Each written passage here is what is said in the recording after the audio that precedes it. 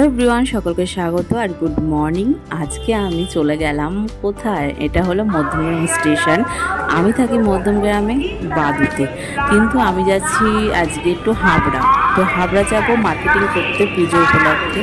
তো দেখতে পাচ্ছি এরোপ্লেন যাচ্ছি, এয়ারপোর্ট আমাদের বাড়ি থেকে খুবই কাছে, বেশি দূরের ডিস্টেন্স নয় একদমই। আর আমি আছি মধ্যমগ্রাম স্টেশনে। আমি 7:16 হাবড়া লোকাল ধরবো, যেটা হাবড়াতে পৌঁছাতে প্রায় 8টা বেজে যাবে। আর প্রচণ্ড গরম লাগছে, কিছুক্ষণ আগে বৃষ্টি হয়ে গেছে ভোরবেলা, কিন্তু প্রচণ্ড গরম। আমি স্টেশনে এসে অবস্থা আমার খারাপ। এই হলো আমার সকালে মর্নিং লুক। আজকে মহালয়া, সকলকে স্বাগত জানাচ্ছি আমার নতুন একটা ব্লগে। ব্লগটা হয়তো একটু বড় হয়ে যাবে তাও। আর এদিকে দেখতেই পাচ্ছ, একটু ওয়েট করতে না করতে চলে এসেছে। 10 মিনিট ওয়েট করেছি টিকিট কেটে দাঁড়িয়ে, তারপর চলে আসলো হাবড়া লোকাল। তো হাবড়া লোকালে উঠে পড়েছি। দেখে মনে হচ্ছে কত ভিড় না, একদমই ভিড় না। ট্রেন দেখে বুঝতেই পারছো পুরো ফাঁকা, সবার পায়ের উপর পা তুলে যাচ্ছে। তো আমিও বসে পড়েছি। দেখতেই পাচ্ছি আমার মর্নিং লুকটা তোমাদের সবার সাথে শেয়ার করছি। খেয়েছি একটু বিস্কুট আর একটু জল, আর জলের বোতল নিয়ে নিয়েছি, একটা বিস্কুট কিনে নিয়েছি, ওটা আমি পরে খাবো। আর সত্যি কথা বলতে ওয়েদারটা খুবই ভালো, কিন্তু এই যে গরমটা, মানে আমি এসেছি আমার অবস্থা খারাপ হয়ে গেছে। আর এই ঢুকছে এখন বামনগাছি স্টেশনে, যেটা আমার বাপের বাড়ি। বামনগাছিতে আমার বাপের বাড়ি, আর শ্বশুর বাড়ি মধ্যমগ্রাম। তো যেই মানে মধ্যমগ্রাম থেকে যখন ট্রেনটা যখন বামনগাছির দিকে ঢুকছে, তখন না আমি ভালো একটু ভিডিও ফুটেজ নিই, সেটাই। আর আজকে তোমাদের সকলের সাথে শেয়ার করছি একটা কথা, যেটা হলো এই যে রাস্তাঘাট দেখছো, এই যে সাইড থেকে দেখছো বাদিকে আমার মানে ভিডিও পারপাস বাদিকটা পড়ছে। এই সমস্ত রাস্তাঘাট দিয়ে আমি শত শত লক্ষ বার হাঁটাচলা করেছি সেই ছোট থেকেই। এই সমস্ত রাস্তাঘাট আমার সবই চেনা। এখানের কিছু বাড়ি আছে, আমারও পরিচিত বাড়ি আছে, বন্ধু বান্ধবের বাড়ি রয়েছে এরকম। আর ডান দিক তো আমার, এপারটা আমার বলা হয় সরণির দিক, আর এপাশটা বলা হয় কুলবেড়িয়ার দিক। তো আমি থাকি কুলবেড়িয়া, আর এপারটা যে দেখতে পাচ্ছি এটা সরণির দিকটা। তো যাই হোক, বামনগাছি স্টেশন থেকে দত্তপুকুর স্টেশন যেতে পুরো 3 মিনিট সময় লাগে। ঠিক মতো ট্রেন চললে 3 মিনিটও লাগে না, ওই 2 মিনিট ওই 55 সেকেন্ড এরকম টাইপের লাগবে। কারণ আমি পুরো ফুটেজটা নিয়েছিলাম বলে তোমাদের সকলের সাথে শেয়ার করতে পারছি। বলতে গেলে 3 মিনিটের মধ্যে তোমরা কিন্তু দত্তপুকুর স্টেশনে পৌঁছে যাবে, বামনগাছি থেকে যারা ট্রেনে উঠবে। জানি না কে কোথা থেকে আমার ব্লগটা দেখছো। তো আমি অলরেডি কয়েকটা ব্লগ পোস্ট করেছি, কিন্তু এইটা হলো ফাইনাল ব্লগ। তো যেটাই বলার, আর আজকে যাচ্ছি একটু মার্কেটিংয়ে, একটু কেনাকাটা করব। যদিও আজকে আমি প্রথমবার যাচ্ছি। হাবড়াতে প্রচুরবার গেছি, কোনো না কোনো কাজে অবশ্যই গেছি, কাজ ছাড়া তো আর যাইনি। কিন্তু কিছু মাস আগেও গিয়েছিলাম, বৈশাখ মাসের কত তারিখ ভুলে গেছি, সোনার জিনিস কিনতে। তো কিনেও এনেছি, কিন্তু মার্কেটিং করতে আমি কখনোই হাবড়াতে যাইনি। হ্যাঁ, গিয়েছিলাম অনেক বছর আগে, আমার কি একটা কিনতে গিয়েছিলাম, কয়েকটা শপিং করতে গিয়েছিলাম। তখন তো আমার কাছে ফোনও অ্যাভেলেবেল ছিল না, আর সাথে আমি ভিডিও তো একদমই করতাম না। ফোন না থাকলে ভিডিও কোথা থেকে করবো, আর ফোন থাকলে ভিডিও তখন আর করা হয়ে উঠতো না। যখন ছিল তখন ছবি তোলার ঝোঁক ছিল। আর সেই সময়টা গিয়েছিলাম, সেই সময় আমি তখন ক্লাস 11-12 পড়ি, ওরকম সময় আমি একাই গিয়েছিলাম। কিন্তু আমার মানে যেহেতু আমি একজন বিউটিশিয়ান, মেহেন্দি আর্টিস্ট, তো সেহেতু আমাকে মেহেন্দি আনতে মাঝে মধ্যে হাবড়া স্টেশন থেকে নেমে একটু যেতে হয়। আর এখান থেকে আমি ট্রেন থেকে নেমেও পড়েছি। তারপর ট্রেনের জার্নিটা বেশ ভালোই ছিল, ফাঁকা ছিল। ফাঁকা ট্রেন হলে বেশ ভালোই লাগে, ভিড়ভাড়টা একদম ভালো লাগে না। দেখতে পাচ্ছ দুর্গাপুজোর হয়েছে, লাইটিং শুরু হয়ে গেছে। আর আমি চলে এসেছি জয়গাছি মার্কেট। এই মার্কেটে আমি প্রথম এসেছি, কিন্তু এই জয়গাছিতে আমি কিছু মাস আগে এসেছিলাম। এখানে আছে বাজাজ ফিনসার্ভের আর অফিস নতুন হয়েছে, বিগত তাও 2-3 বছর হয়ে গেল আমি এসেছিলাম। তো সেহেতু মার্কেটটা আমি জানি। এখানে একবার জিজ্ঞেস করেছিলাম, কিন্তু কখনো আসিনি, কিন্তু এবার প্রথম আসলাম।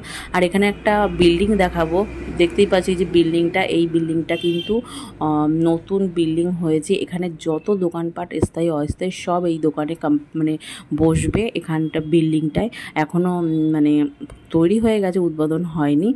মার্কেটের লোকগুলো এখনও বসেনি। আর প্রচণ্ড পরিমাণে বৃষ্টি হচ্ছে, বৃষ্টি শুরু হয়ে গেছে। আমি এসেছি মার্কেটে জাস্ট, আর মেঘ তো পড়েছিল সকালে, এক কষ্টা বৃষ্টি হয়ে গেল, আর এখন আবার বৃষ্টি নেমেছে। মার্কেটে সবাই দাঁড়িয়ে রয়েছে যে যার মতন, আর মার্কেটিং কেউ করতে পারছে না। তাও আমি এই দোকান থেকে তো নেওয়ার কাছে নিলাম।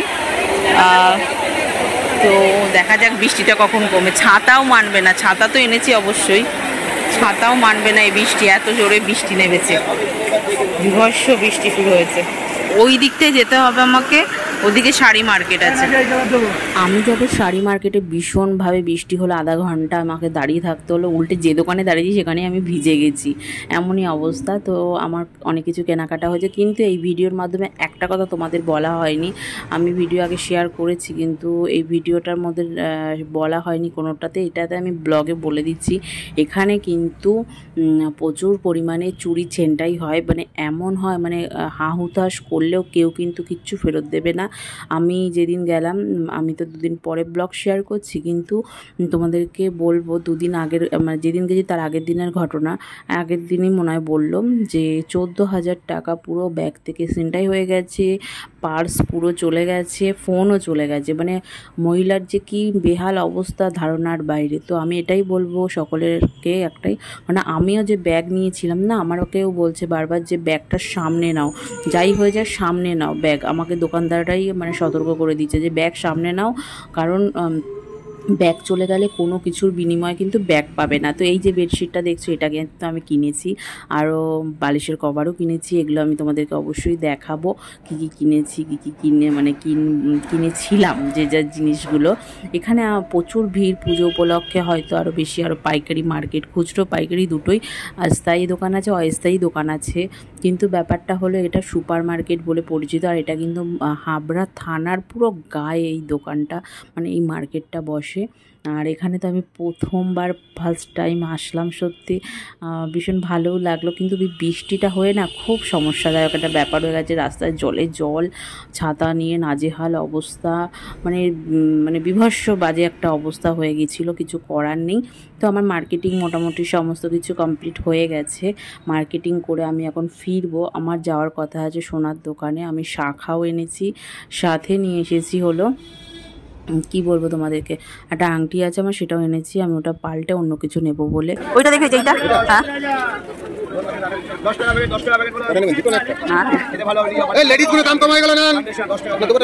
না না আছে না না,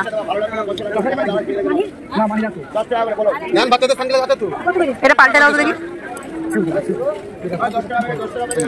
কেন ডিজাইনের নিচে তাই না, ডিজাইন না, কাচের ভেতরে একটু ইয়ে আছে, দেখে নাও ভালো করে। দেখি আমার দেখাতে দেখি, ওদিকে ওটা ওটা কোনো কিছু না, ওটা কোনো কিছু না।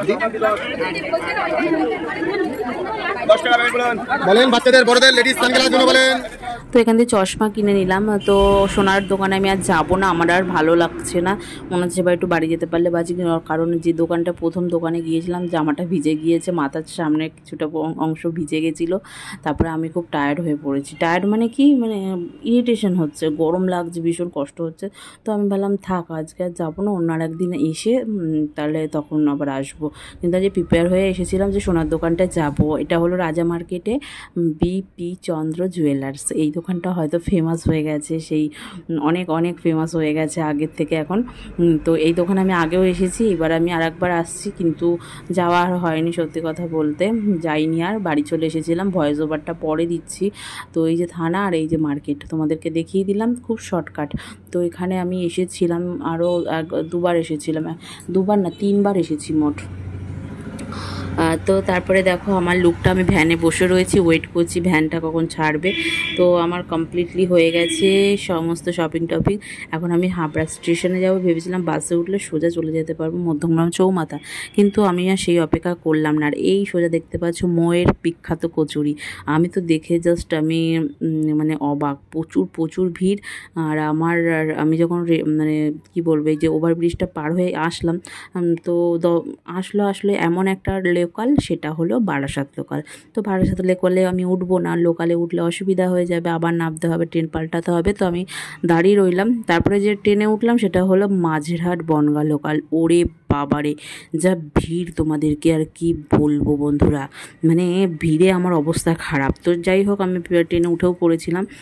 তো উঠে আমি নেবে, আমি একটু কসমেটিকের দোকানে গিয়েছিলাম, ওখান থেকে নেবে আমি টোটো ধরে ম্যাজিকে করে বাড়ি আসলাম। আর স্টেশনে ছিল একটা হকার দাদা, ওনার কাছ থেকে একটা লাইটার কিনলাম, আমার দরকার ছিল লাইটারটা, কিছু করার নেই, কারণ লাইটার আর বাড়িতে নেই, মানে খারাপ হয়ে গেছে কদিন, প্রায় 1 মাসের মতন। তো আমি দেশলাই দিয়ে কাজ চালাচ্ছিলাম, শেষমেশ একটা লাইটার কিনে নিয়ে এসেছি। এটার দাম নিয়েছে 80 টাকা, একটুও দাম কমালো না। তো যাই হোক, কিনতে হলো। আর রিমুভার আর একটু টিপের পাতা কিনেছি, কারণ দরকার রয়েছে টিপের পাতা কেনার। কারণ টিপের পাতা আমার তো এমনই হয় যে টিপ পরতে না পরতে মানে এত ঘাম হয় যে উঠে পালায়। বাড়িতে চলে এসেছি। বাড়িতে এসে জামাকাপড় কাচা হলো, স্নান হলো, ভাত বসিয়ে দেওয়া হয়ে গেছে, ভাত হচ্ছে। আর এখন ডাল করছি, আর বাবুসোনাকে এখন ডাল আর সিদ্ধ ভাত দিয়ে খাইয়ে দেবো। আর একটা ডিমের অমলেট করে নেবো, আর একটু উচ্ছে পেঁয়াজ দিয়ে কাঁচা লঙ্কা দিয়ে একটু তরকারি মানে ভাজা ভাজা করবো, খেতে বেশ ভালো লাগে। এখন ডালটা ফোড়ন দেবো। আর শরীরটা সত্যি ভালো লাগে না, বৃষ্টির জলটা পুরো গায়ে পড়েছে, জামা কাপড় ভিজে গেছিলো। তারপরে তো রোদ্দুর উঠেছিল, আর এখন আবার মেঘলা হয়ে গেছে। সেদিকে কাজগুলো করিনি। ডালটা ফোড়ন দেবো বলে একটু বসলাম, তেলটা গরম করতে দিয়েছি। আর দাঁড়াতেও পারছি না, হাত দুটো যন্ত্রণায় ফেটে যাচ্ছে। তোমাদেরকে পরে দেখাবো কী কী কিনে এনেছি। এর মধ্যে সমস্ত কিছু রয়েছে, সব মানে গুছিয়ে গাছিয়ে বের করে দেখাবো তোমাদেরকে, একটু পরে দেখাবো। আর বাবুসোনার জন্য একটা জিনিস কিনেছি, দেখাচ্ছি। এই যে একটা সানগ্লাস কিনেছি। আর একটা কিনে দেখেছিলাম, বেশ ভালো, কিন্তু ওটা একটু কেমন খুব দেখলাম বলে নিলাম না। তো এটা কিনেছি, বেশ ওর ভালোও লাগবে, হবেও ঠিকঠাক। তো পরে দেখাবো তোমাদেরকে কী কী কিনলাম। এই ব্যাগ ভর্তি পুরো জিনিস আছে। বাইরে জামা কাপড় মেলে দিয়েছি, ওয়েদারটা অতটা ভালো না, তো ওদিকে আবার একটা ইয়েটা নিয়েছি, ওই কী বলে দইটা নিয়ে জামা কাপড় মেলে দিয়েছি। আর এখানে জামা কাপড় সমস্ত কিছু রয়েছে। আর এই ঘরের অবস্থা বেহাল, এই ঘরটাকে গোছাতে হবে। দেখো এখানে বৃষ্টি হচ্ছিল বলে সেদিন কদিন আগে তো আমি দইটা নিয়ে সেটা খোলা হয়নি। এই ঘর গোছানো ছিল, সেই ঘর আবার অবসর হয়ে গেছে। জামা কাপড়ের লাইটগুলো কিন্তু কোনোটাই অপরিষ্কার না, সবই পরিষ্কার জামা কাপড়। এই যে পরিষ্কার জামা কাপড়, জাস্ট গোছানো হয়নি। তো আজকে একটাই মেন যে কাজ আমার, আজকে সারাদিনের মধ্যে এই জামা কাপড়গুলো সেট করে গোছাতে হবে। এরকমভাবে বাবুসোনারটা আলাদা, আমারটা আলাদা, আমার বর্মশেরটা আলাদা করে নিয়ে সব আলমারিতে, যার যে আলমারিতে মানে সেট করতে হবে। আর বিছনাটা গোছাতে হবে। এই ঘরে এটাই বেশি মেন কাজ। আর এগুলো তো সেই বাতিল, ওগুলো সরাতে হবে। আর এই যে সোফার মতো ভর্তি রয়েছে। তো এদিকে মেয়েকেও ডাকছে, তো আলাদা করে নিয়েছি এগুলো বাবুসোনার, এগুলো সব আলাদা করে নিয়েছি। এদিকে আমারটা আছে, আর এদিকে বর্মশাইগুলো আলাদা করেছি অনেকটা, আবার অনেকটা বাকি আছে। তো যাই, মেয়েকেও ডাকছে। ফোনটা চার্জে বসে, চার্জ নেই ফোনে বেশি, চার্জ দিয়ে দেওয়াই ভালো, যখন তখন বৃষ্টি যদি চলে আসে আসতেই পারে। তো প্রচণ্ড গরমও লেগেছে। এই জামা কাপড়গুলো সব গোছাবো, একটু পরে গোছাবো। আমি ঘেমে চান, প্রচণ্ড গরম লেগে গেছে। আমি তো ঘেমে একেবারে চান রীতিমতো, দেখতেই পাচ্ছ প্রচণ্ড গরম। এই ঘরটা না গোছালে আর হবে না, মানে অবস্থা আমার খারাপ। তো চোখে মুখে একটু জল দেবো, জামা কাপড়টা ছাড়বো। একটুখানি বাইরে বেরিয়েছি, তাই অবস্থা খারাপ। পাকার তলায় বসে থাকলে কিন্তু সেরকম একটা কোনো রকম গরম লাগছে না, কিন্তু ব্যাপারটা হয়েছে এটাই যে জামা কাপড় গোছাতে হবে। আর বাইরে গেছি একটু, তাতে ঘেমে চান হয়েছে। বাইরে হালকা হালকা হাওয়া দিচ্ছে। আর এখানে দইটাও খুলে দিতে হবে, দেখতে বাজে লাগছে। আর এখানটায় দেখুন, এখানে অগোছালো হয়ে ওখানে গায়ে একটা উঠিয়ে রেখে দিয়েছে, যা না তাই অবস্থা।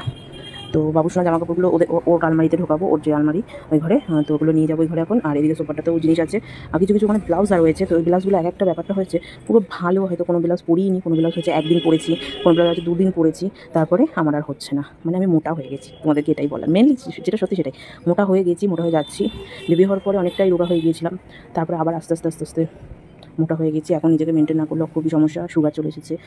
এখন একটা ডায়েটিশিয়ানকেও দেখাতে হবে। মানে এখন আর সত্যি কথা বলতে কোথাও যাবো না, পুজোটা যাবে, তারপর সমস্ত যা ডাক্তার যা করার করবো, মেনটেন করার। এখন কোনোভাবেই কিছু হবে না, কারণ পুজোর মধ্যে অনেক জায়গায় বন্ধ থাকে, অনেক জায়গায় খোলা থাকে। তারপর নিজেদের একটা ব্যাপার রয়েছে, পুজোর মাস একটু হাত টানটানিও এটা ওটা থাকে। তো সেই জন্য আমি আর এই মাসে কোনো ঝামেলা রাখতে চাই না, যা হবে দেখা যাবে। কিন্তু একেবারে পুজোর শেষ হবে, পুজোর পরে বাবুসোনাকেও একটু ডাক্তারের কাছে নিয়ে যেতে হবে। বর্মশের আপাতত ডাক্তার দেখিয়েছে, এখন ডাক্তার কোনো ব্যাপারে, কিন্তু আমাকে ডাক্তার দেখাতে যেতে হবে সুগারের জন্য। তারপরে একটা ডায়েটিশিয়ানও দেখাবো। মেয়েকেও ডাকছে, আমার অনেক কাজ আছে।